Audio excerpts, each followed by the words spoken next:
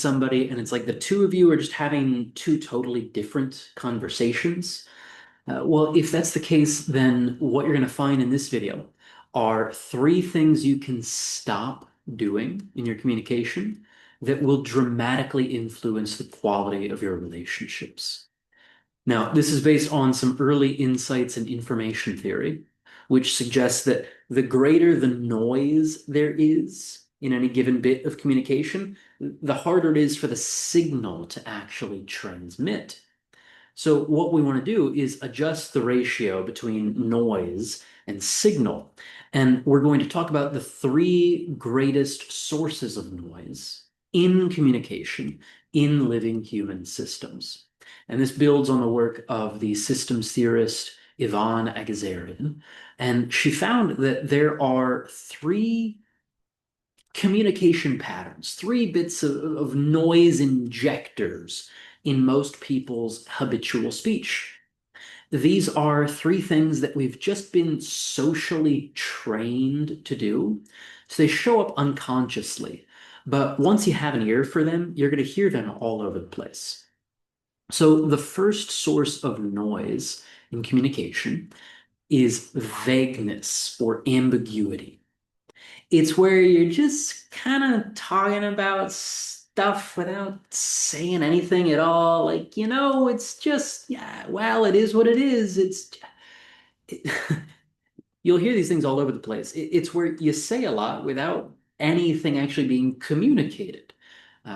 This is characteristic of the flight phase, or the flight sub phase, I should say, of group development. Again, this is something that happens in every human system, every relationship.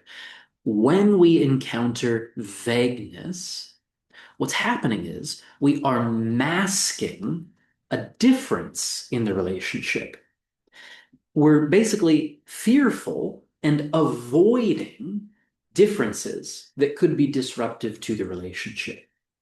So if someone asks how my day is going and I say, "Oh, I'm getting by, yeah, just, another day.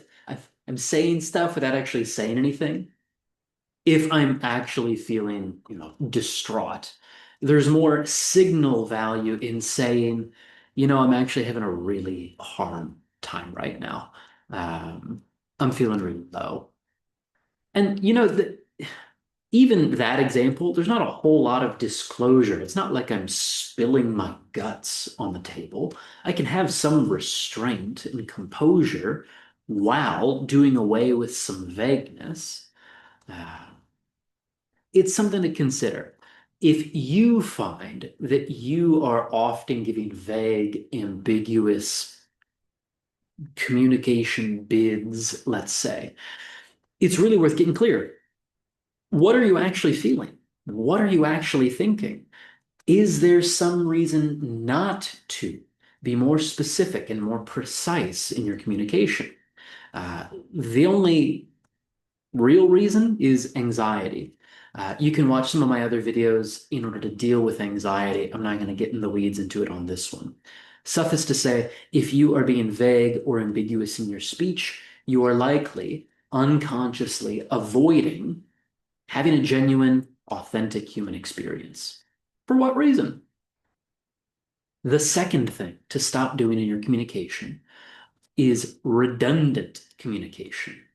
Redundant communication is when you say the same thing again and again and again in different ways from different angles, but it's the same thing, similar bits of information that don't add anything new.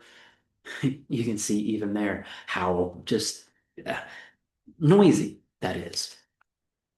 Again, redundancy is a way to avoid differences.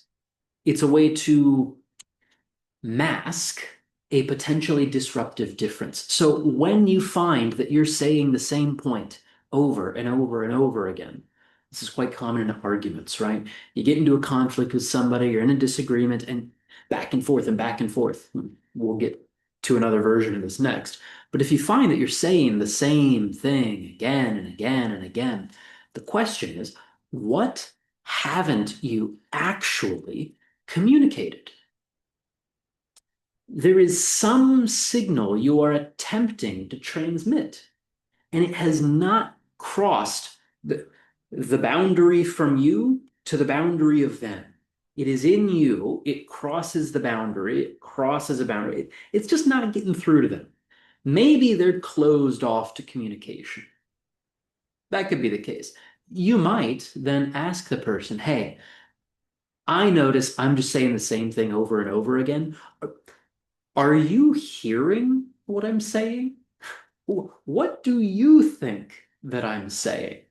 Again, that takes some courage to actually, communicate with the other person, but it goes a long way in terms of doing away with the noise of redundancy and ensuring that your signal is being transmitted.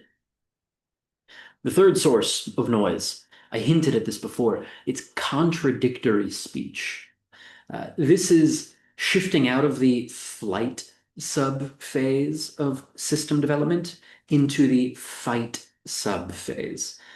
Contradictory speech is exemplified best in the yeah, but kind of thing.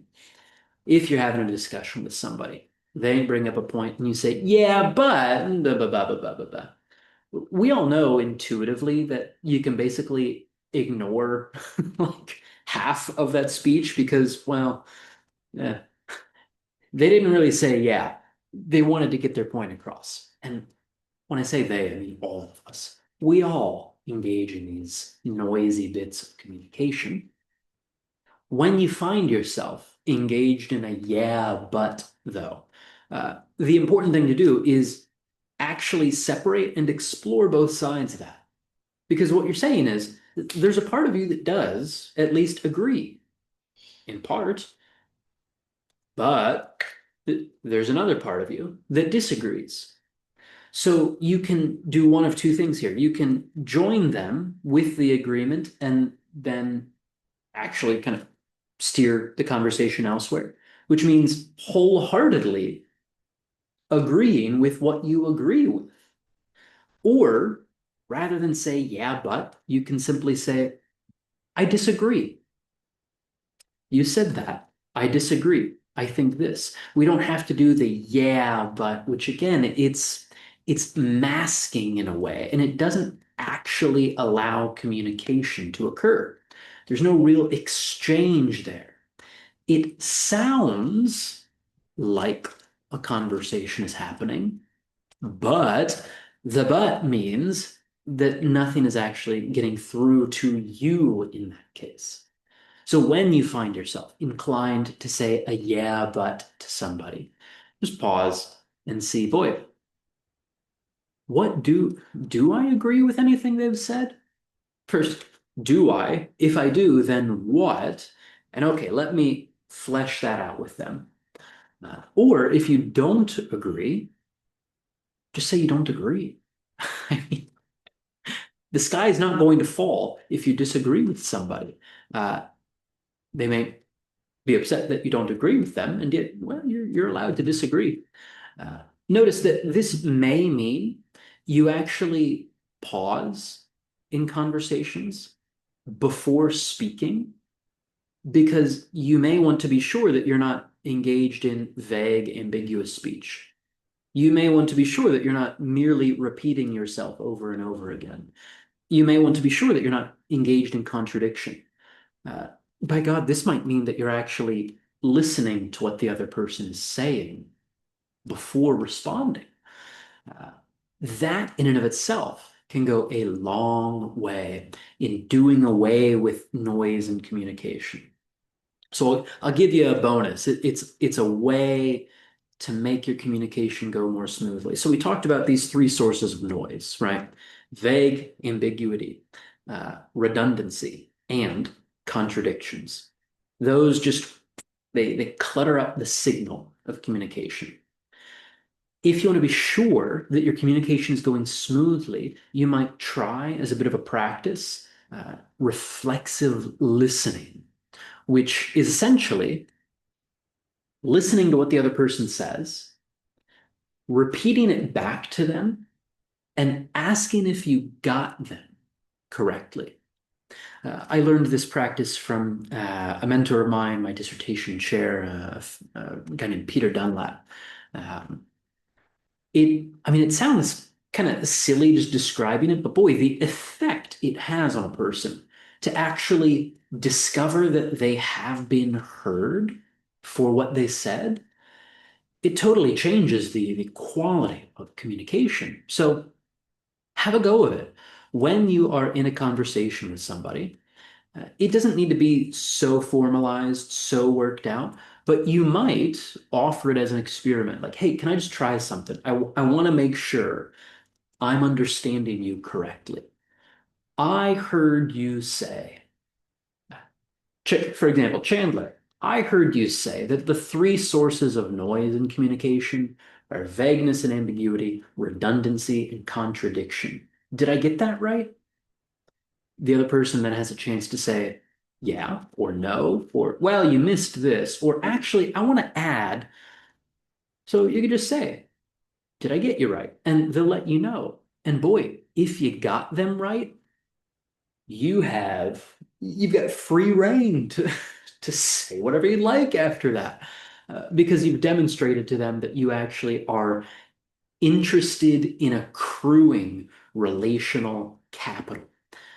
This is an underappreciated asset in the quality of our relationships. Relational capital is accrued when we develop emotionally attuned experiences with the other, when genuine communication occurs, even if it's hard, even if there are negative feelings evoked, if we can establish resonance in a secure enough environment, boy, the relationship just builds these resources that allow it to accomplish more work in pursuit of its goals. I wasn't sure that I was going to take this video in this direction, but while I'm at it, let's talk about that because, well, what makes it so important that the signal gets through? What makes it so important that we are listening actively to the other person and building our relational capital? Well, it's because human systems have three goals in addition to their kind of stated goals. For example, the stated goal of a marriage is you're going to keep the marriage together. You're going to grow old till death do us part. The stated goal of your team meeting is we're going to go over this quarter's reports and we're going to delegate tasks. There are these stated goals, but there are these three implicit goals within every human system, every relationship. These goals are survival, development, and transformation or environmental mastery. Again, this comes from the work of Ivan Agazarian, who developed the theory of living human systems.